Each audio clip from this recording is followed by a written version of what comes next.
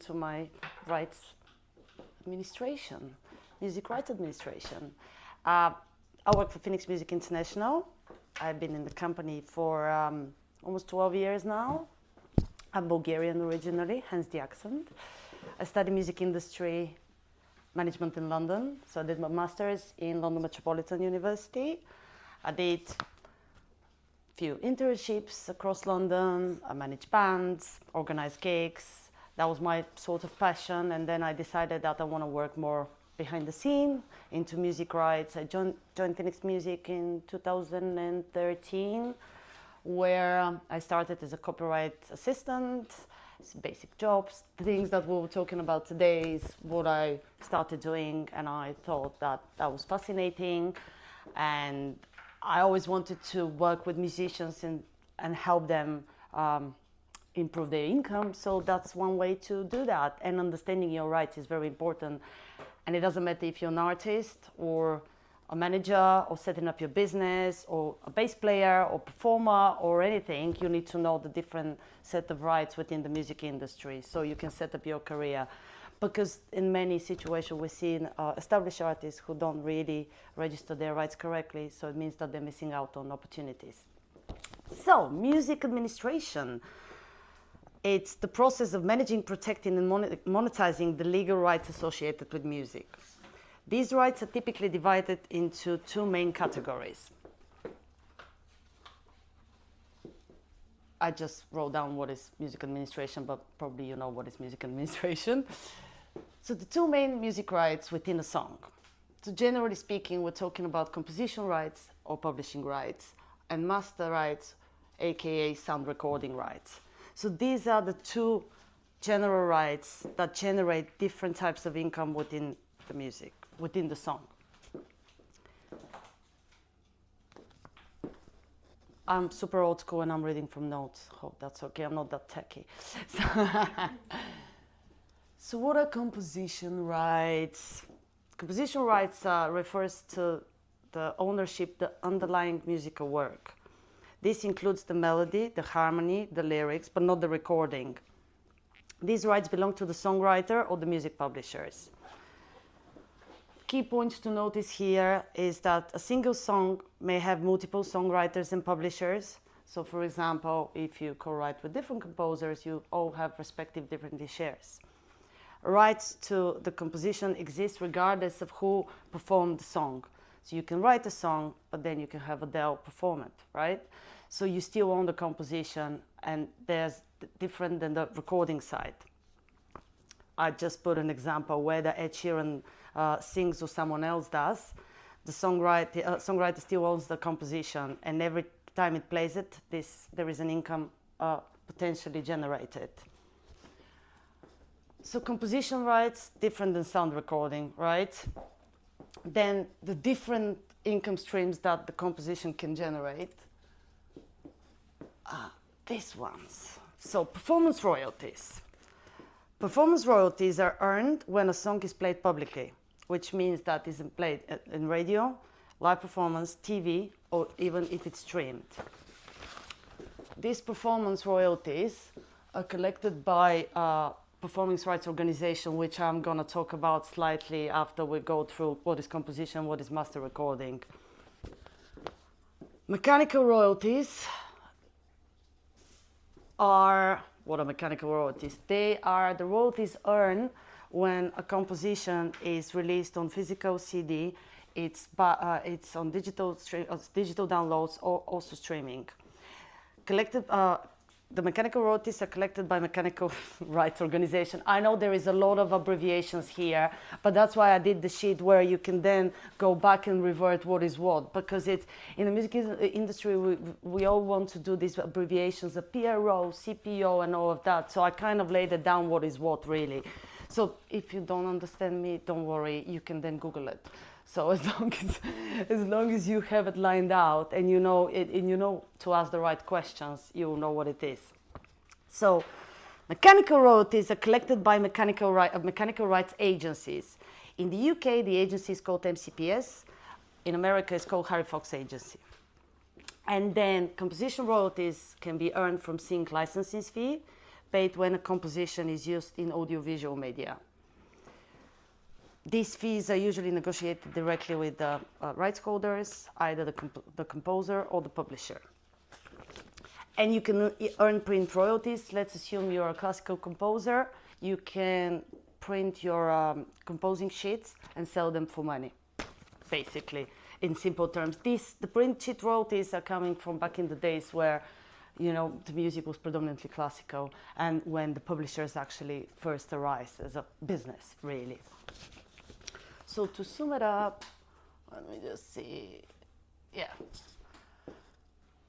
Administering your composition rights, you need to register your songs with PROs, the performance rights organizations, which we'll touch base later, which ones is in the UK.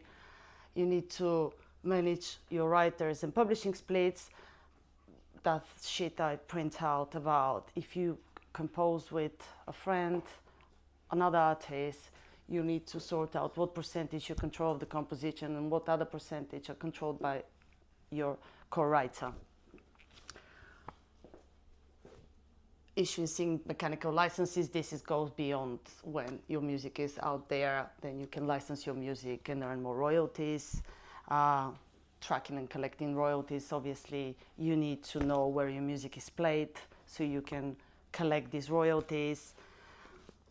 Resolving disputes, this means if you agree with your splits before you release your music, there won't be any disputes. So, you know, it's very important to set up who owns what before you even start recording. Or even, let's say, if you're in the recording process, it's good to be laid out in the meantime. We're done with composition, composers, writers. Moving to master rights overview. What is master rights? Master rights refer to the ownership of the actual sound recording of the song. That's different than a composition. These rights are usually held by the record label or the artist if the artist is self-released, like yourself. Example, I wrote examples, so cool. Let's say Adele records a song she wrote. She owns the composition, but if her label pays for and distributes the recording, they're likely to own the master. So in the master recording world, it depends of who financed the actual recording. So your question earlier, we can touch base later on that, but basically the producer financed the production, they'll most likely to own the recording. If the artist pays a producer a fee, one-off fee, it means that the artist will keep this is in simple terms, you know, there's about different contracts. If the label invests in the artist and pays for the recording, the label would own the master recording, but then they will pay a certain royalties to the owner. Key uses, yes, so, and also master rights are important because if you control your master rights, then you can distribute your music and then you can earn from streaming, downloads, and other different sync, sampling, and all that. Sync license, hold on, let me see. Yes. So master royalties and uses.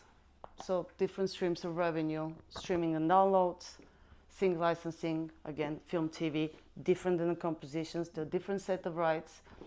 You can make money from your music being sampled in other songs. Also, if someone wants to remix your tracks, you can still get royalties according to your agreement with the other rights of other master rights owner. Physical sales, I mean, if you remember the CD thing, still going on. Do you know what is a CD? I used to have tapes, man, you know? I'm that young, yes. Tapes are coming back.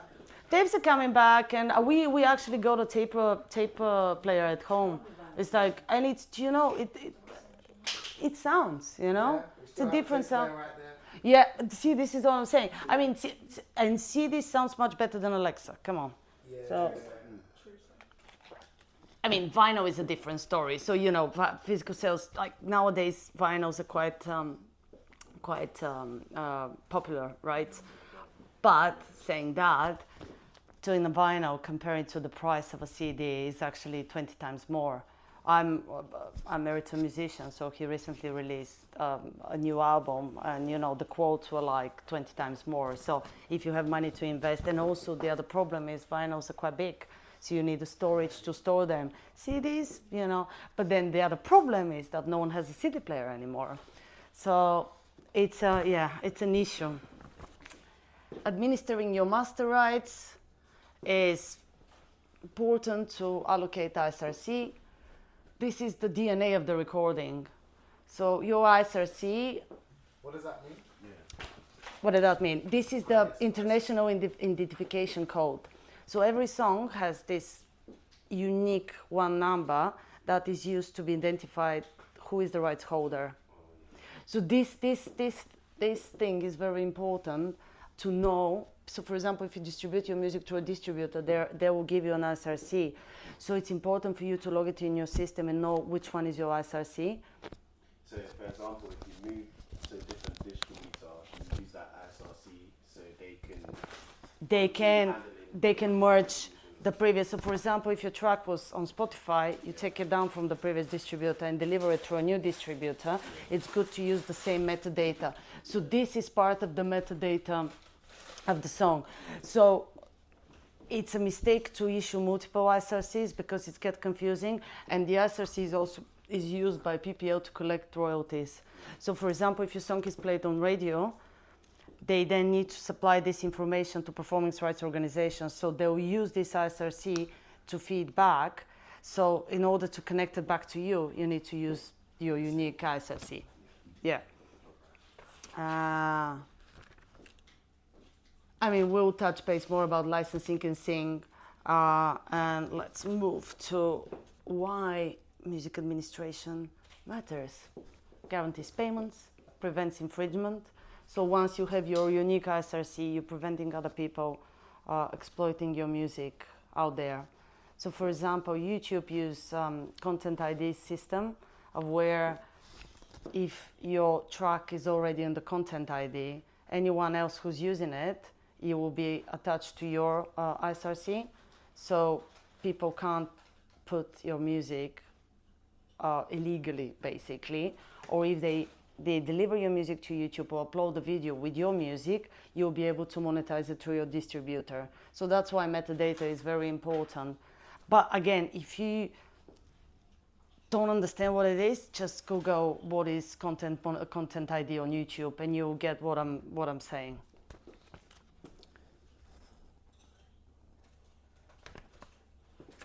So, just to sum it up, who is who? Songwriters are related to the composition, they're writing the music, and they collect royalties.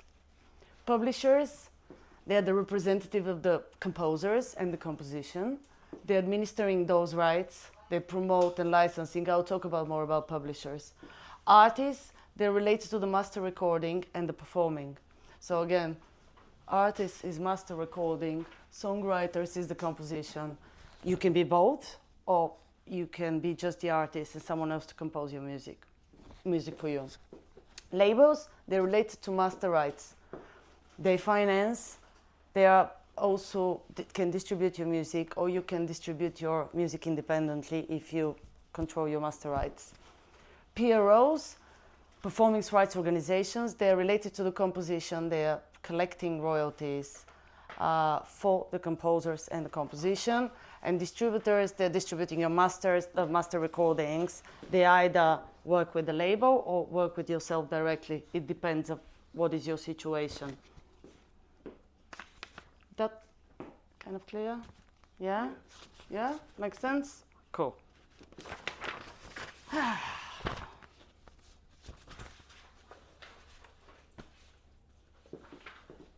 And what is a PRO? Our abbreviations, you have to love them. Performance rights organizations ensures that the songwriters, composers, and the music publishers are fairly compensating when their music is performed by publicly or broadcast.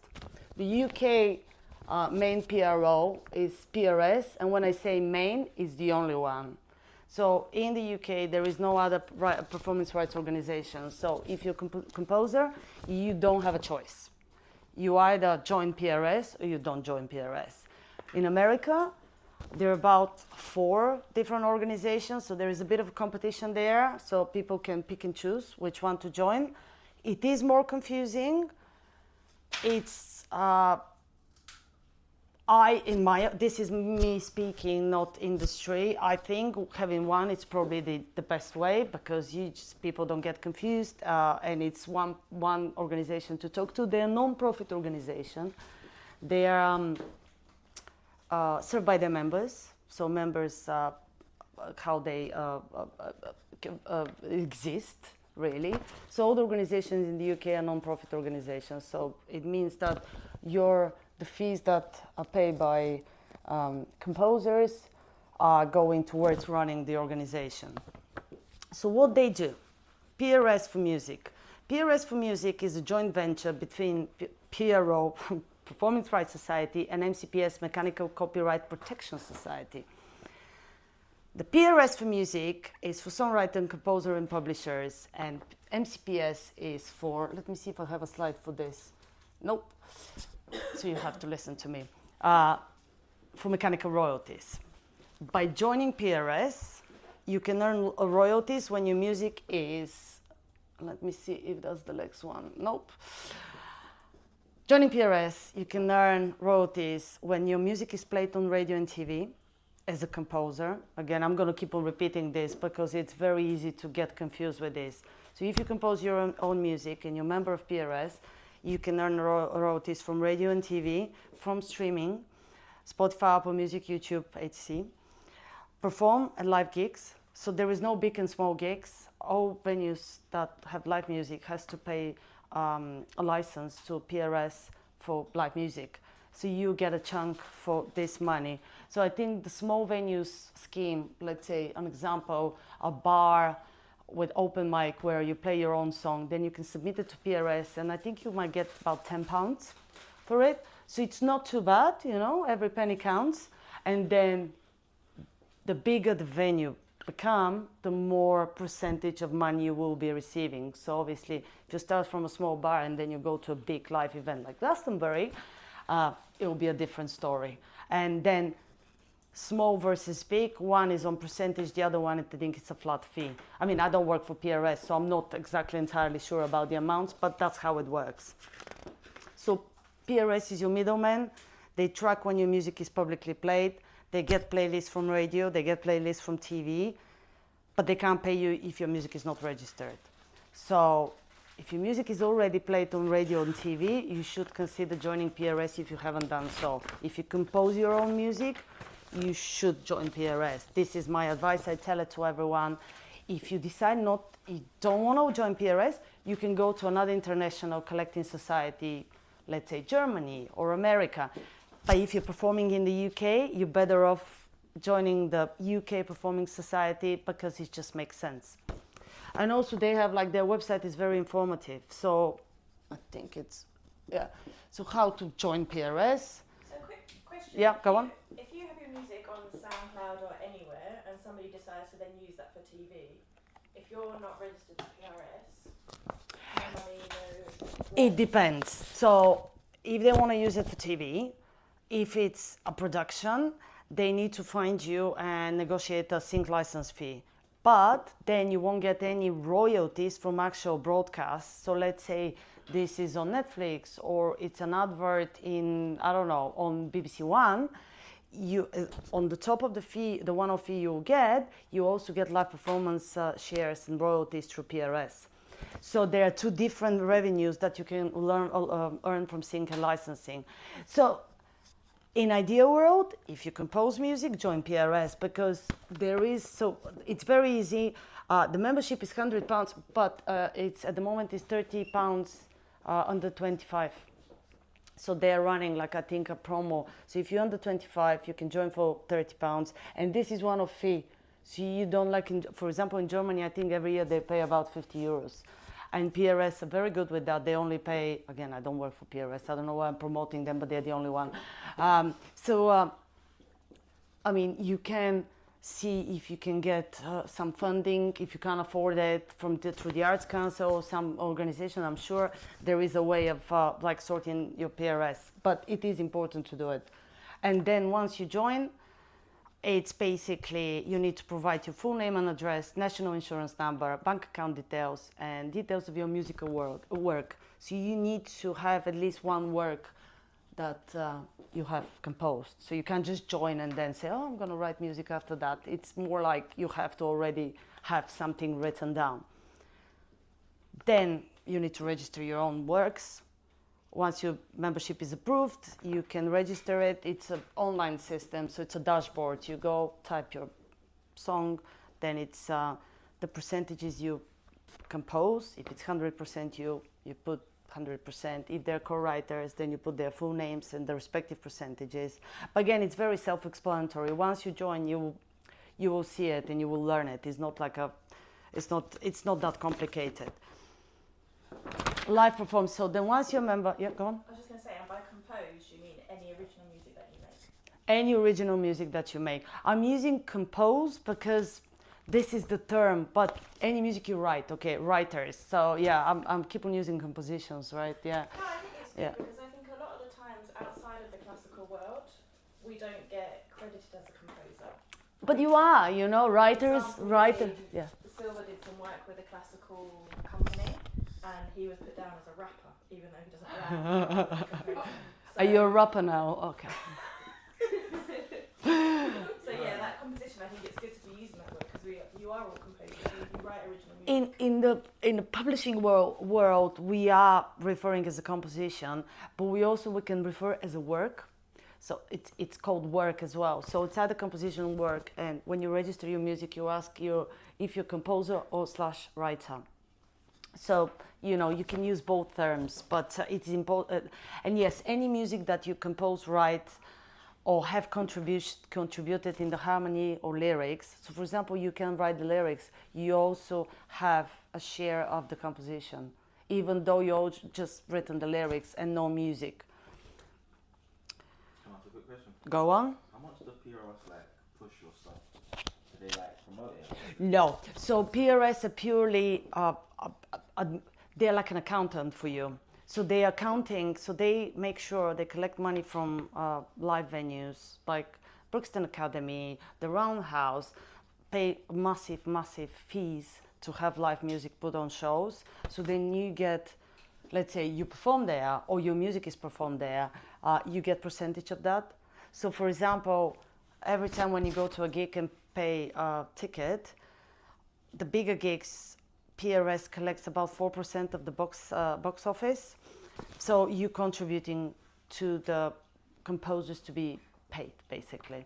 So they wouldn't promote. It's purely admin accounting that you have to do if you compose your own music. But they would collect money from YouTube, Spotify, SoundCloud, for your compositions that are played and streamed. So yeah, it's your choice really, but and also if a music is used on the BBC, it must be registered, answering your question.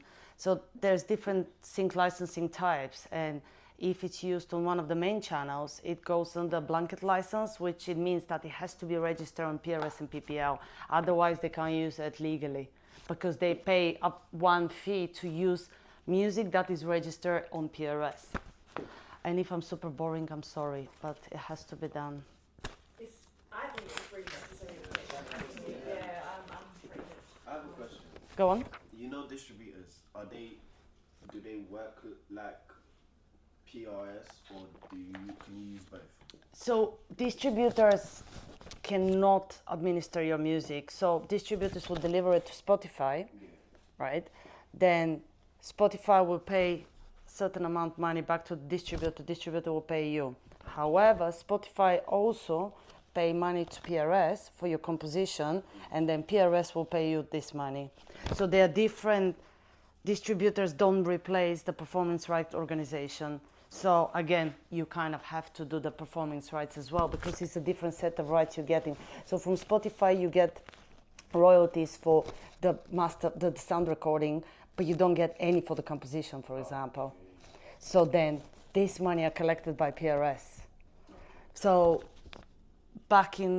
going back 15 years ago, none of the YouTube and Spotify, I don't think it would, did it exist 15? I don't know how old is Spotify, but they weren't paying. But now they all have deals with performance rights organizations around the world. So they have a deal with PRS, they have a deal with BMI in America, they will have a deal with GEMA in Germany, where they have to pay, Spotify and DSPs have to pay a certain percentage to performance rights organizations, so then they can pay their composers or writers. Also, you can claim your live performances. So, for example, if you play local pub or a festival or anywhere, you can then submit your set list on PRS. So once you've done your registration, let's say you have 5 songs. You've done your registration, you played in the park, in a small festival, you can then submit the set list. So then if the organizer of the festival paid a license to PRS, you'll get some money for it. It's not it is complicated, but it's not, it's a bit of an admin work. So then I'll go to a point of why maybe you need a publisher who will do this on behalf of you, so you don't have to do all of this stuff. So you can submit live music. Yep. And mechanical royalties, this is not my favorite part because it's convoluted, but mechanical royalties are basically the royalties. So we cover the performance side, right? Live performances, also performance is as well as played your music on streaming. Also it's called as performance. However, mechanicals are when you have your music on a CD and sell your music on a vinyl, or sell your music in any sort of physical format, you get mechanical license. So basically what happens, I will try to explain it.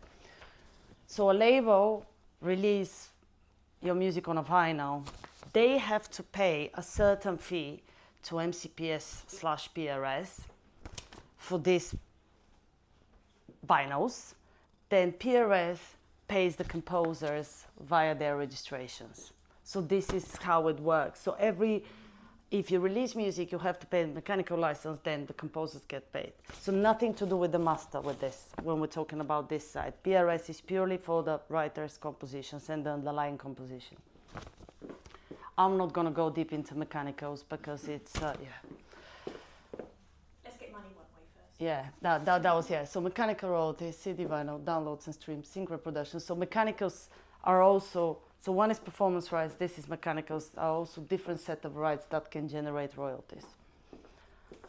And you can do that through PRS or no? Yes, so mechanicals are collected by PRS for Music. PRS for Music is a joint venture between PRS and MCPS. I told you we love our abbreviations. Is So that once you've registered on PRS, this is all kind of taken care of? Yes. So I'm explaining how it's done, but you don't have to do any of this. It's more of you understanding how royalties are generated and what are different types of royalties. Is that, we're getting there? Yeah. Cool. Neighboring rights.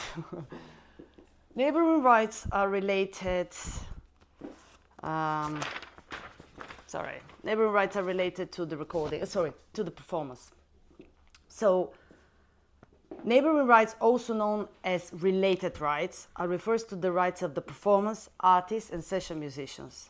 So now we're moving to the artists. So let's forget about the composition and the composers and the writers. Now you're the artist. And these rights are typically managed by the labels or independent artists, and they are related to the recorded music. And when your recorded music is broadcast or played publicly or streamed, again, you'll see we're repeating a lot the same things, but they pay for the different rights within the song, right? So we talked about radio in the performance, on PRS, and there is radio here as well. So it's same usages, different type of rights within the song. Who is entitled for neighboring rights? Oh, hold on. Neighboring rights, if you're an artist, if you're a session musician, if you're a producer, or if you're a record label. So if you're master rights owner, you're entitled to neighboring rights. These individuals or entities are entitled to a royalty each time the recording is used publicly. For example, if a song is played on a radio, in a cafe, on TV, or even via store playlist. So, for example, if your music is played in H&M or Nike store, we recently have a request for Nike, for example. So you are due royalties. PPL is the only UK neighboring rights organization. So there is no competition. There is no one to choose. They're non-profit. They're one of the good ones, I think, around the world, because a lot of other performance rights organizations, neighboring rights organizations are using actually PPL system. So they are quite good. Everyone who is an artist can join PPL. Key roles of the PPL: they license recorded music for use by radio and TV broadcasters, public premises, shop, gym. So every time in the gym, when you listen to music, they actually pay a license to play that music. Restaurants, same story. Online platforms like webcast or digital radio, they also need to pay a license to PPL. And then when your music is played, you get royalties via PPL. Performance. With PPL and PRS. Yes. So if you're an artist, and so for example, in your case, you're an artist, but you also write your own songs, right? So you need to register with PRS and PPL, because. So I think PPL is free. They take it from your royalty. I think it's yeah. There we go. So I think because I couldn't find a fee. It's So- free, but they'll take it as you start making money. They'll just take the current. That's it. And again, it's on. I think I put the website here. So you just join, and you need to register your own music, obviously. But once you, for example, if you distribute your music through DistroKid, you will see your SRC there. It's basically a title of the song, an SRC, and who performed. So your artist name, basically. So here we're talking about artists. Again, we're moving in on the other side.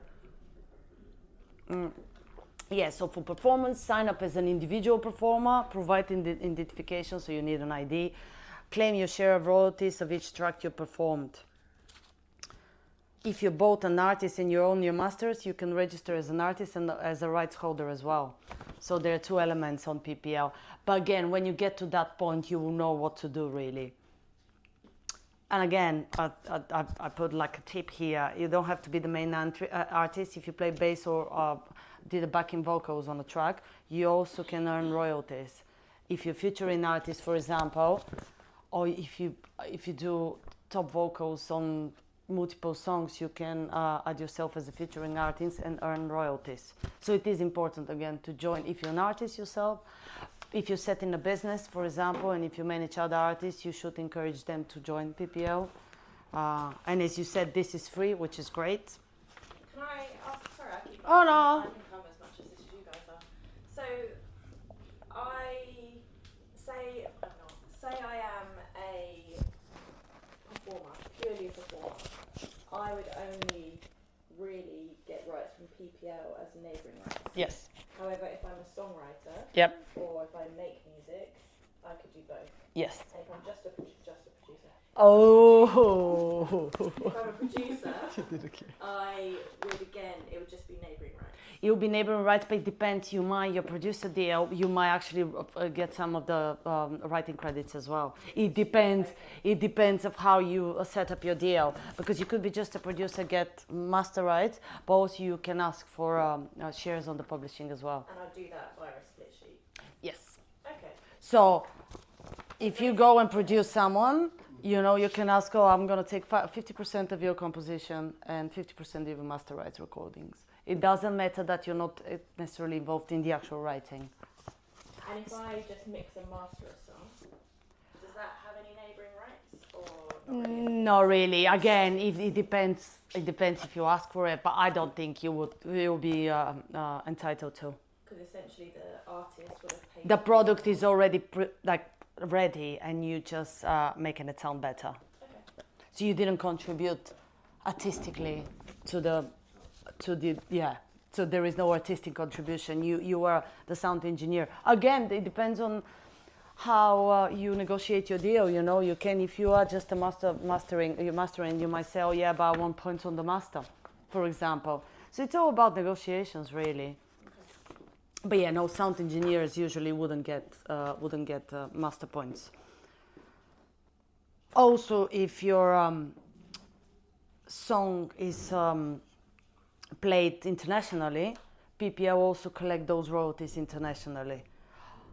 There is an extra level you can do, then you can join other organizations around the world, but I wouldn't suggest that. There are agents, company called neighboring rights agents, who can do this on behalf of you. So you just, for a certain fee, you can join those.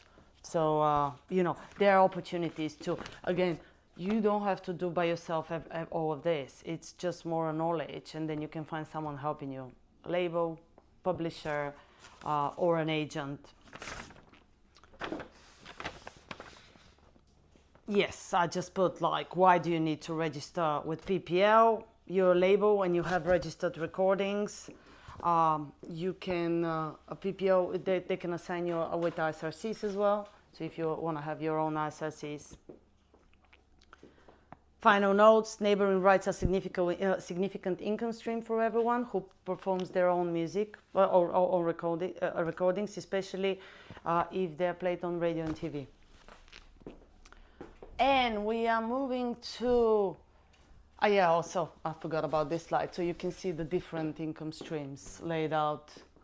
So broadcast, radio, TV, digital radio, public performance. Again, see how we're still talking about public performance in the same terms, but they're relating to different parts of the rights. Yeah. So not live then? No. So life is always go to the composers, the actual live shows. But then the artist would get paid a fee to perform live at the festival, right? So that's how it would work in this world. Role of the label. So I assume everyone knows what is the role of the label in terms of music industry. Yeah? We kind of have an idea here. No? What is the role of the label? Major independent artist here. Oh gosh. When an artist signs with the label, they typically transfer their master rights of their recordings to the label. In return, the label takes the responsibility of reproducing, distributing, marketing the music. So you're giving away your rights for basically help managing your workflow. This includes both physical formats and digital distribution across streaming platforms. Artists then agree to a share. So basically, labels are still the major player of marketing your music. As long as I want to say be an independent artist, labels have their role in the music industry until, you know, now even nowadays where you can do everything by yourself. So there are different ways of approaching labels. You can be signed to a label where they invest in you and control the master rights and pay you certain royalties. There is another way of where you can license your music to a label for a certain period of time where you can get better royalty rate. So for example, if you have a ready product, you can go and find the label and say, I want to do it with you guys. Here is my ready product. So they haven't really invested in the product, but then they can help you market it and distribute your product for a certain percentage. So usually, in ideal world, independent label should work on 50-50. So 50 for the artist, 50 for the label. Unfortunately, I don't think major labels work on that percentage, but I'm recorded here, so I'm not going to say anything more. 50-50 deal, record deal, it's a good deal because you have the backup of professionals and people who know what they're doing, basically. You can't do it all by yourself. However, again, if you have the ready product, so Silver work with you, the product is ready, then there might be other opportunities where you can sign a deal for 75-25, where you get 75% of everything and they get 25 for obviously investing their time and promoting your music. I mean, a lot of labels nowadays are looking for artists who are already slightly developing their career. So I'm not gonna lie, I don't think someone who is just starting goes to a label and say, oh, I wanna be signed, they will do it. But there are certain ways you can, distribute your music via distributors direct, and then you get some traction and then you get noticed. So this is the way of getting noticed, really. Unfortunately, the stream count is very important, not the quality anymore. Am I right? Unfortunately. The role of the publisher. So now I'm moving back to the compositions and song.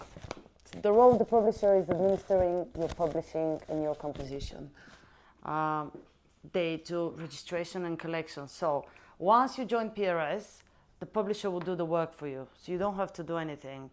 They will register your music. They will submit your set lists and all of that. So your job is only really to register as a PRS member, and then.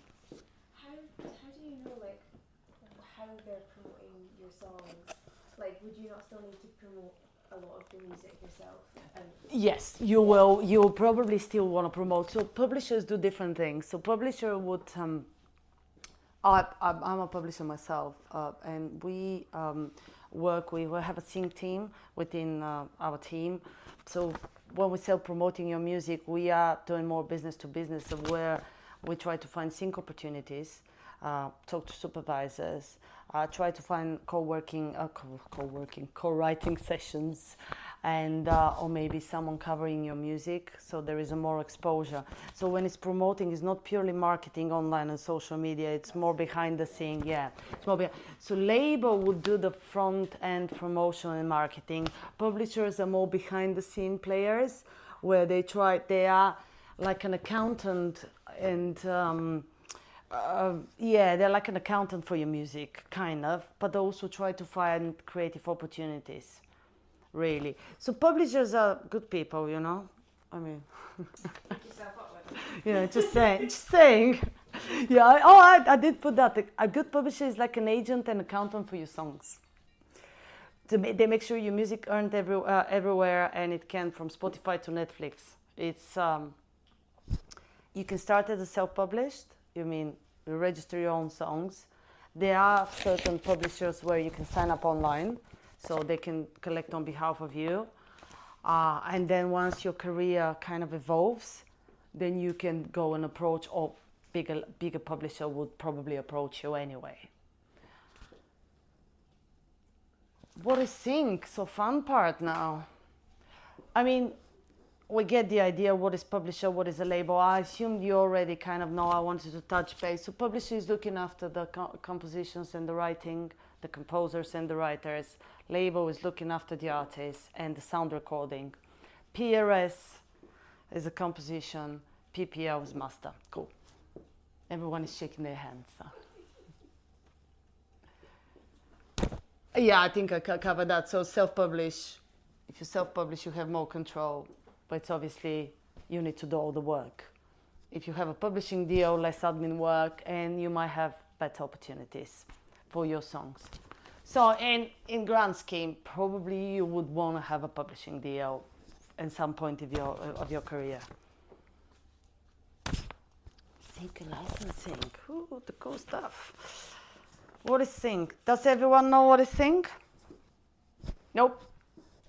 Sync, short from synchronization, refers to the licensing of your music to be used in timed relation with visual media. So basically, you license your music to be used with something that is visual, say the video advert. This means pairing a piece of music, whether it's a song, instrumental, or a soundtrack, with an image, video, or a film. So everything that is visual and has music in it, it means that there was a synchronization license involved. Common uses of sync licensing is TV, film, ads, games. YouTube also counts as a sync. So for example, if a brand has a video on YouTube, let's say Louis Vuitton, they cannot use the music at the background without permission. even though it's on YouTube, where actually labels can monetize. But when it's a brand, it's also counted as a synchronization. Films and documentaries, video games. So when you listen, is anyone playing Grand Theft Auto? So for example, we have a song in the newest Grand Theft Auto 6. Yes, okay. So because you know they have the channels, so they have to license all of this music on the channels, and they have to clear the publishing and the master rights. So the composition and the master rights. So the composers getting paid and also the artists as well. And the fees are quite good. So you can get about $5,000 for one song.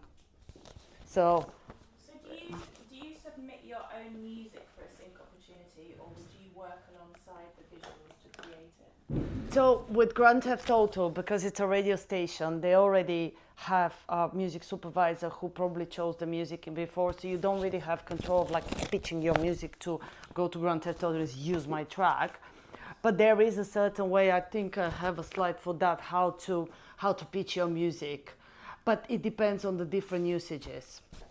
So on Grand Theft Auto, for example, they have the reggae channel, right? Yeah. So we have a large reggae catalog. So we had a few songs because obviously they need more content there. But they have what other channels do they have? Do you know, Kristen? Not off my head. No. Yeah. But They would have hip hop, right? yeah, there's other games like Forza Horizon as well that uses songs from. So that's probably also licensed. Yeah. So the only one we've done it's Grand Theft Auto, but when you play games or video games and there is music, that there was a music license involved there, and again the master rights owner has been paid and the composition rights owner also have been paid. So that's a good income stream. Films and documentaries, obviously every film that has music would involve synchronization license. Social media content as well.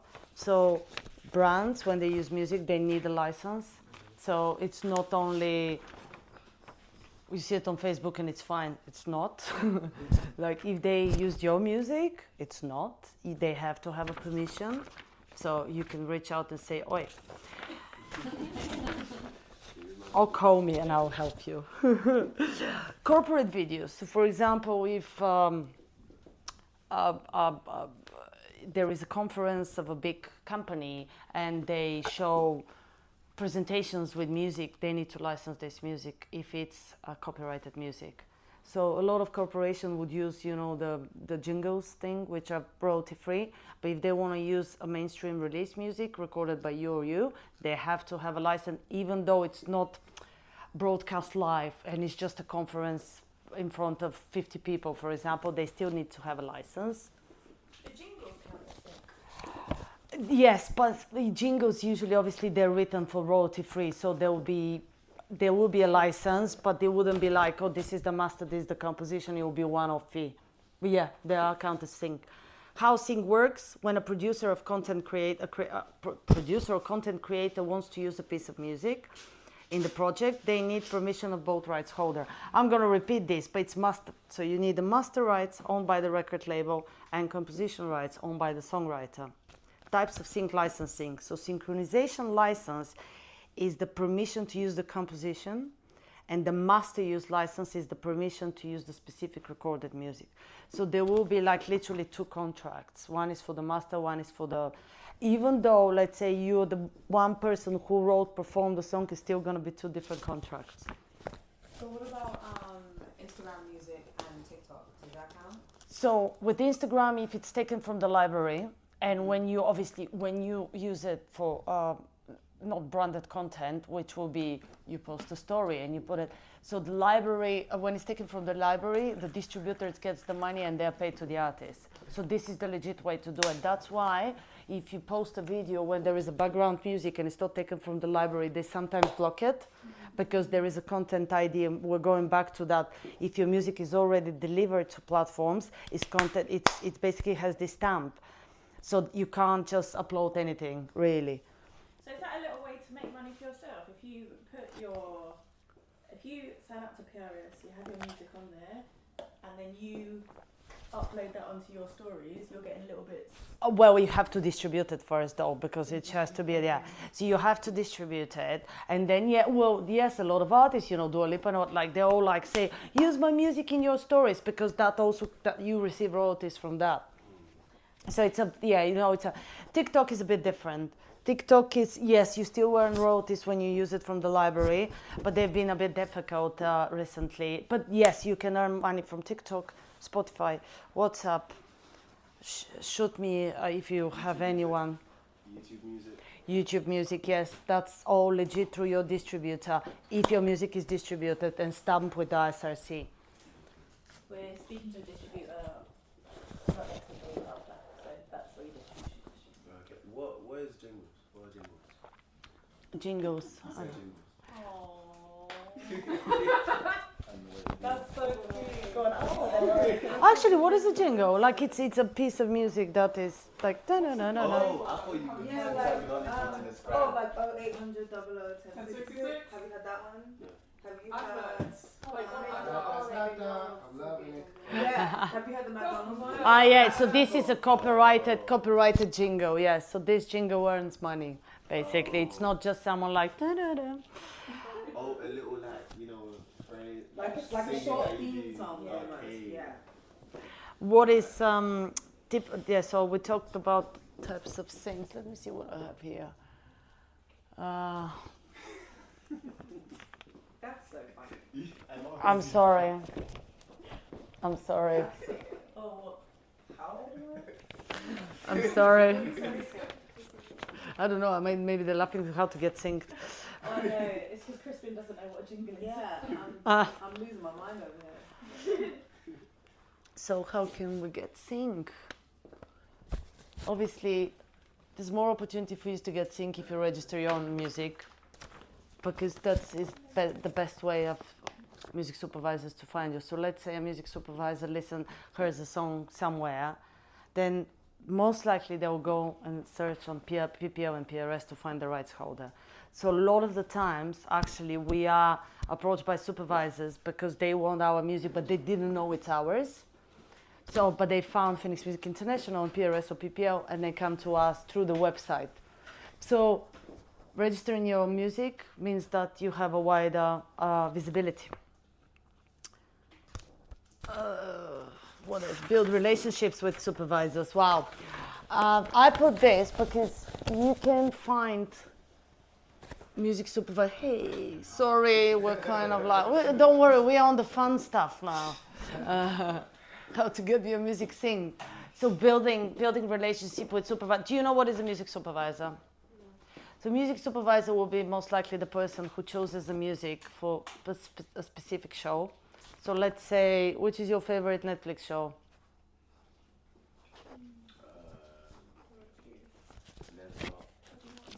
Netflix shows. So any series of Netflix, there will be a certain supervisor, music supervisor who works on those shows. So let's say when they start the production of the show, they say, oh, it's Game of Thrones. Okay, Game of Thrones, I don't know.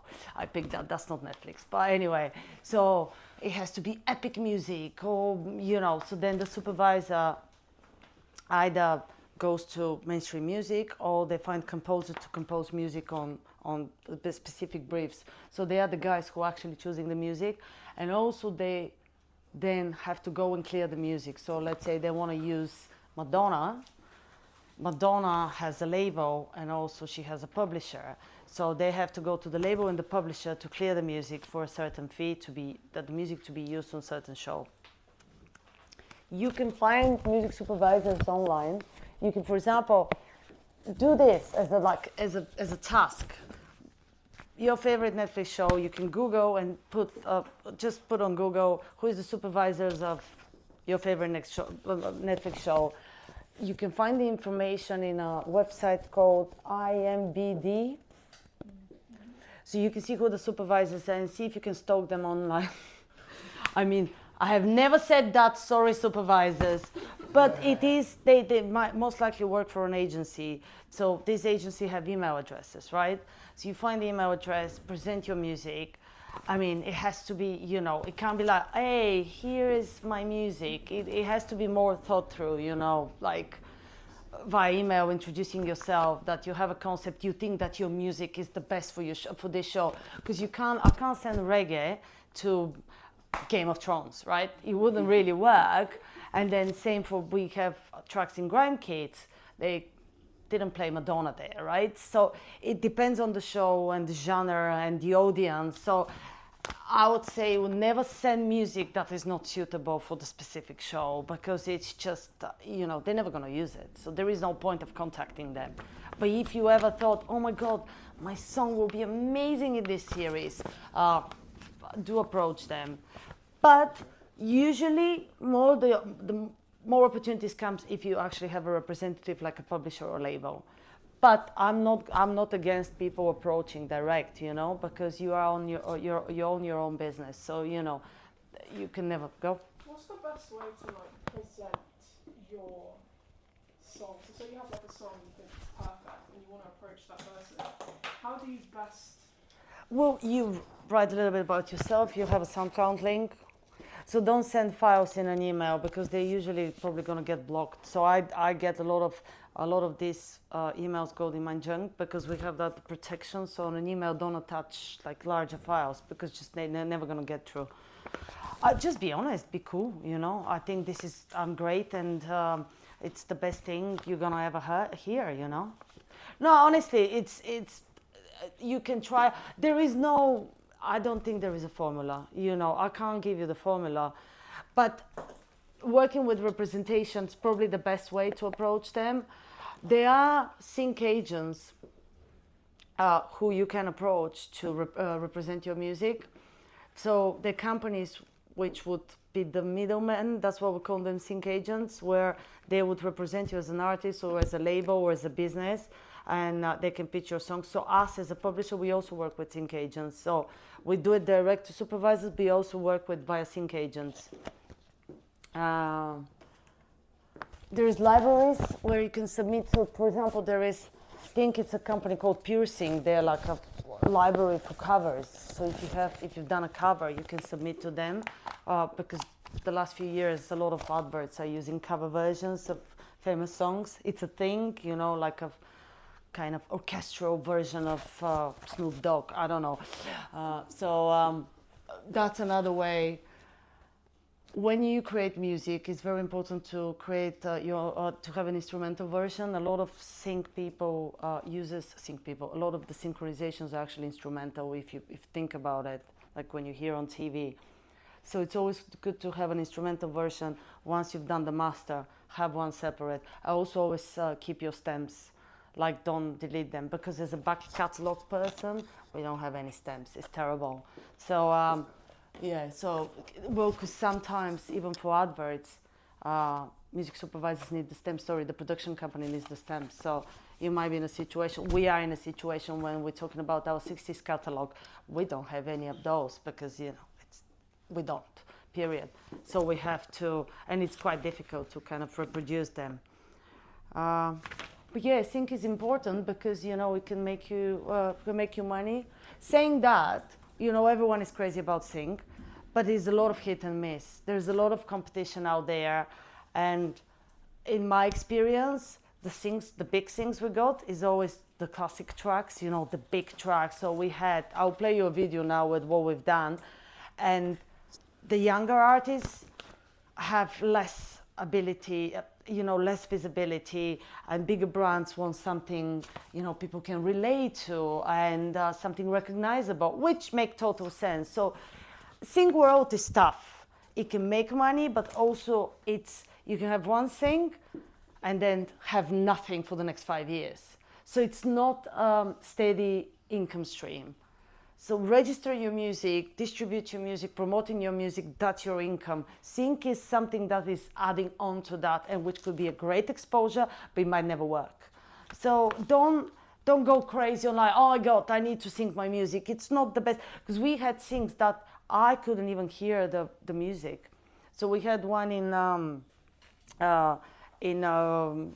Breaking Bad. What was the movie? The Breaking Bad, but not the movie. Anyway.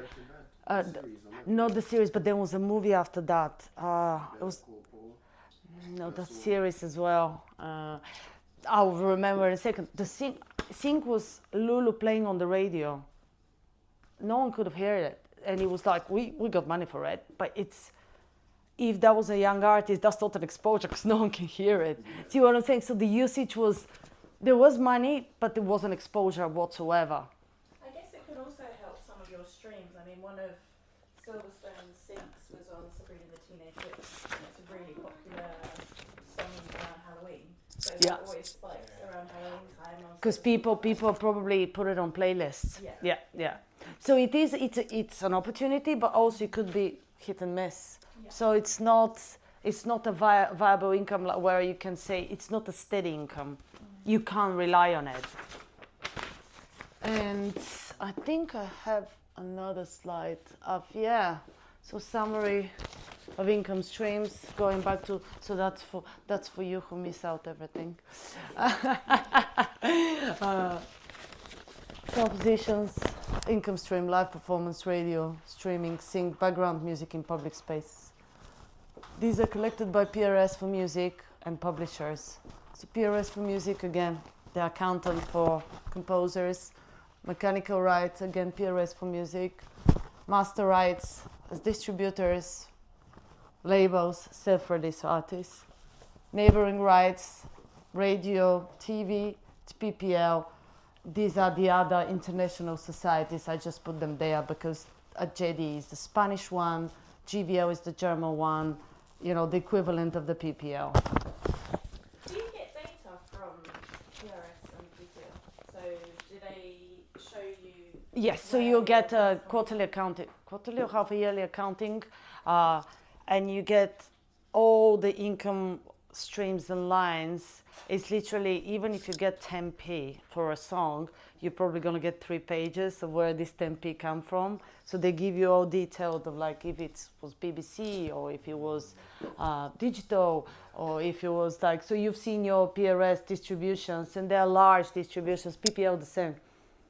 So you can see where you earn your money. Can we play the video now? So, because we were on the sync subject. Is it on your laptop or yours? I send it to you on the email, and then we can chat about more if you want about things. Just a quick question. Is with distribution, so there's obviously all the platforms, Spotify, Deezer, YouTube. Amazon. What's the best paying one? Oh, that's a really A good question. It's actually YouTube. Is it actually? It wasn't, but it is nowadays. And even like in terms of best paying, and also recently, obviously, it's our best earning one. Again, because we have a large back catalog. It wasn't the case though. They changed a lot. They evolved a lot, I think. So, because don't forget when actually Spotify came about, I think YouTube was still not paying. It was all like UGC and not.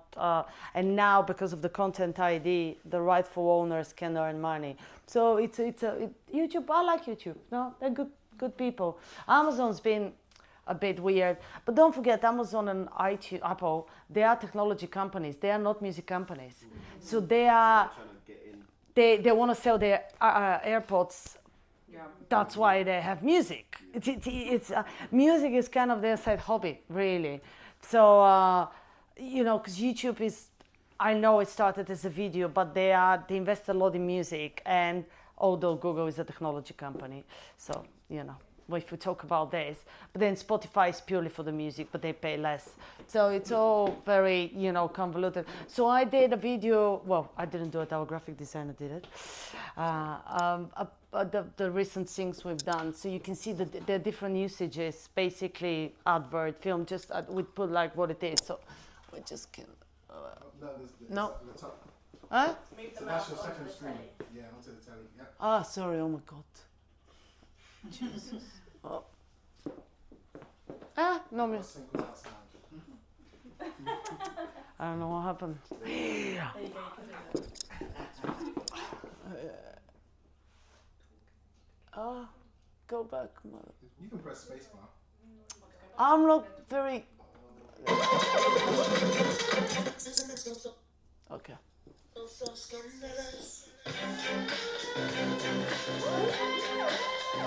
So we have the master rights of Mystique Scandalous.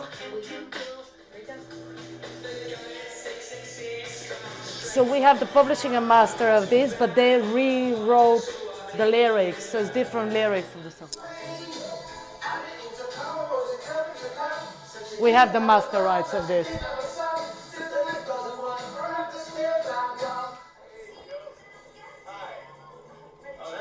That wasn't that thing I was talking about earlier, but yeah. But can you hear how, like, it's not really prominent, you know? Get sunburn on holiday. We're politicians and lobsters. Pension advisors. That's the one you guys like. Wanna, like the Mohawks is the one that every producer wants.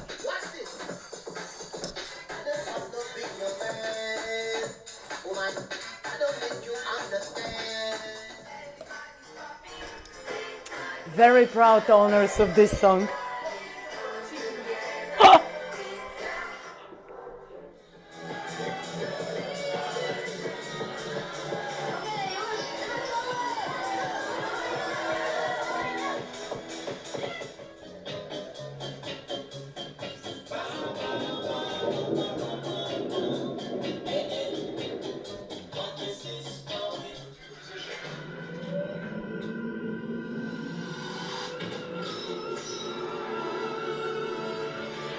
So this is, we have a classical catalog, so we only have the master rights because the composition is in a public domain, because all these composers died many years ago.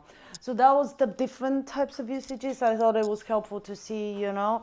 And again, one of them will have only master rights, the other one will have the composition rights. The space one will have both. So there's different, then the one we only have master rights, they would go to the other publisher who has the publishing rights.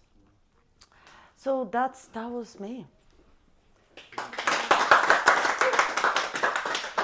You didn't fall asleep, so that's good. Yeah. I have a question. So, for example, say brand new artist about to release their first song. What would be like the step-by-step guide in order for them to get the most out of it? Or say somebody that's built up a following and about to release music now that they got the audience behind them, like what's the step-by-step guide in order for them to like get the most out of their music? You mean most out, because I did the step-by-step guide in a way of like what you need to do, this one, when you in terms of administration. So this is like the raw things you have to do, you need to make sure you do. Yeah man, I was gonna ask you probably, but it's there now. Yeah. So this is like what you need to do to prepare before release. But then what you need to do is market your music, really, you know, in terms of getting it out there. Is you're building a following, you know what to do, you know, shout out on Instagram and it's important to have your Spotify for artists set up as well. I'm pretty sure that the distribution next week will tell you how to claim your Spotify for artists, how to claim your Amazon artists. So I'm not gonna go into that. You'll get that. But these are the practical things you need to do in order to have your admin kind of sorted. And anything you're not sure of, honestly, Google it.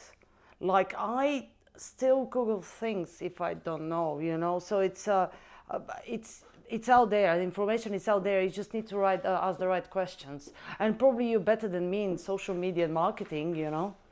I'm pretty sure I can see that. And I think you need all of the information once you've logged your music with PRS to give to the distributor. Am I right? Yeah. So on the distributor will ask you who are the composers. They will probably assign you SRC or automatically, and yeah, you need to provide audio, and that's it really. You don't really need to give them any more. But then on PRS, you can add in your SRC when you register your music, so then the composition can be connected to the recording. So that's another probably 2 hours lecture of why this is not connected, and these two different worlds not talking to each other, but yeah, not today. How long did we do? I was only just over an hour, I think. Oh, okay. Yeah. And to be honest, this is a lot of information here, massive amount of information. And Good Mariya information. has been speaking to me about Silverstone for a good A year and 2 months now. Year and 2 months now, and hearing it again, I'm like, oh, okay, yeah, I'm getting it. So the information with the different sides of rights and where the income comes from it is confusing. But I think with the handouts that you've got and the definitions that Maria's put down there, it'd be quite helpful. One thing that I noticed today that I've never noticed before, because we're working with Silverstone, who's a producer, songwriter, he's everything. So I haven't been able to work out which rights is for which, because he's in all of them. So understanding that as a songwriter or a composer, like making music, that's PRS. And then Artist artist and performer. and performer, producer, those sides of it is PPL with neighbouring rights. Yep. So that's just clicked with me today. Honestly, I remember my interview at Pheonix. They asked me, do you know the difference between PPO and PRS? And I was like, yeah, just hire me and I'll tell you more. I wasn't sure. I swear to you, because it was like, it's one of those things. It's just, it was a question in my interview because it's people just don't understand it, So it's, but you get there. And if you want to release music, just do all these things. It's important, Because if you... Step-by-step guide, I think would be really useful. Any more questions, my lovelies? Most of the publisher costs. What does the publisher? It depends on the deal. So a lot of publishers, if they invest in you and give you an advance, they might take a higher percentage of your royalty. So let's say 60 for you, 40 for the publisher. If it's an administration deal where it's a short-term deal where they don't give you money up front, it could be something like 75-25 deals where you get 75% and the publisher gets 25 for administration, because they can't do it for free, they have to earn that sort of percentage. So it's better set up as the label deals, because usually labels will be 50-50. The publisher might get lower on that, and also don't forget you take direct money from PRS as well. So publisher gets certain money. Again, I'm not going to go into detail. And then composers and writers gets a chunk of it directly from PRS. So publishers are the ones who actually not losing, but like missing out on some royalties because you're getting some direct. So which bits would go direct and which bits would go The performance rights. So the way the publisher registers a song is, if a song is 100%, the performer, because they'll call performance, the writer will get his performance shares of 50% and the publisher will collect the other 50. And then from this, let's say it's £100, right? So £50 will be paid to PRS directly to the composer. The other £50 will be paid to the publisher, and then the publisher accounts to the composer back with the respective percentage. So essentially, you will get 75% of your royalties on overall. And then the mechanicals are a different story. Don't ask me about that. Okay. But yeah, so it's that it depends on that. And there are some online publishers where you can register and do this, and they'll do it for, again, 25% or something. But you can do it on your own to start with. You can, but you can't collect your mechanicals in the UK. So this is what we're talking about, that you're missing out. And you can, yes. But because of the registrations are incomplete, none of the music can be used under the blanket licenses on BBC and ITV. Because they need blanket licenses, ITV, BBC, they need a full registration on PRS where there is a publisher and composer.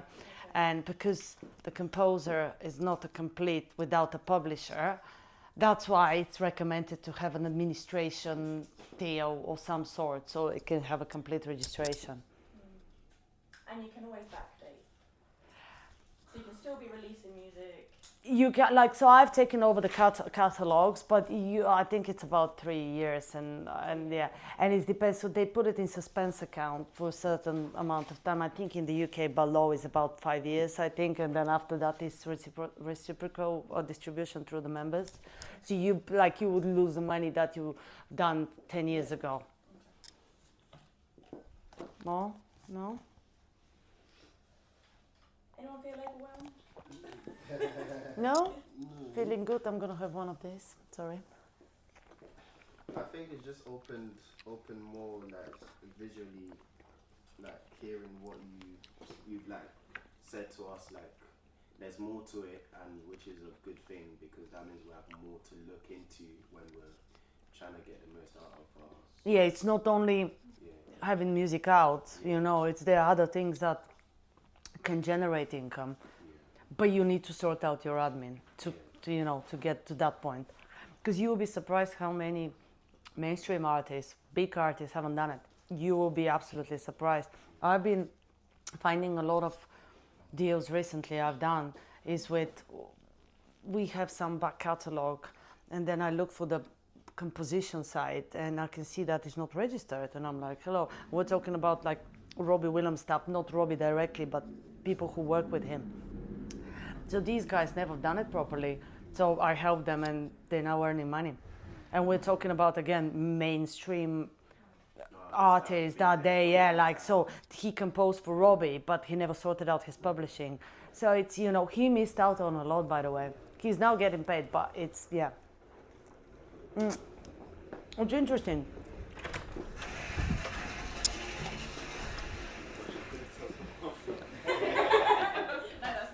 I really get my Karen hat on out there. What's going on out there? The noise out there.